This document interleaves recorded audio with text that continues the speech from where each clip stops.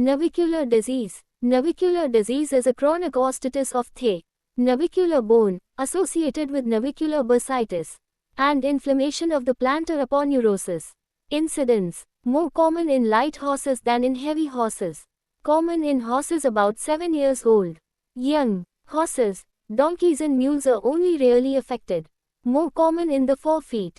Etiology. Predisposing causes, heredity, abnormal conformation of foot, e.g., upright and narrow foot, contracted foot, foot having small frog etc. Excessively sloping pastern and long toe favors. Development of navicular disease by shifting more weight on the posterior region of the limb.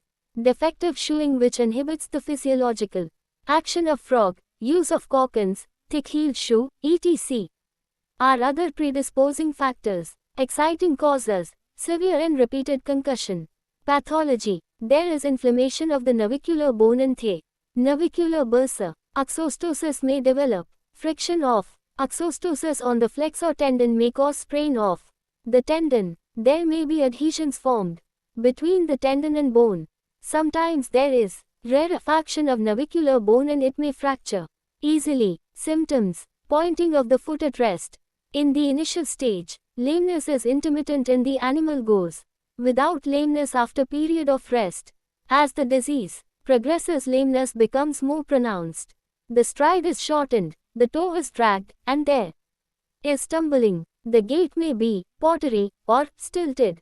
A groggy gait or shuffling gait is rather characteristic. When the horse is turned, the animal screws on the forelimbs rather than having them lifted normally. Sequelae. In chronic cases, changes in the foot are marked by contraction of heels, concavity of the sole, etc. The foot becomes boxy, i.e., contracted and high at the heels with very concave soles. There may be atrophy of the frog, bulging of the hollow of the heels due to enlargement of the navicular bursa may be seen. Rarely, however, a foot affected with navicular disease may not show any abnormality in shape. Diagnosis. Diagnosis is made from the symptoms. The animal may evince pain when pressure is applied on the central third of the frog.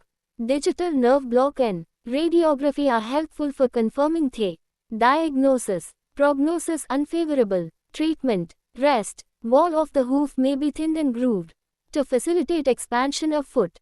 A light shoe may be worn. Neuroectomy. Digital neuroectomy is indicated to prolong the usefulness of animal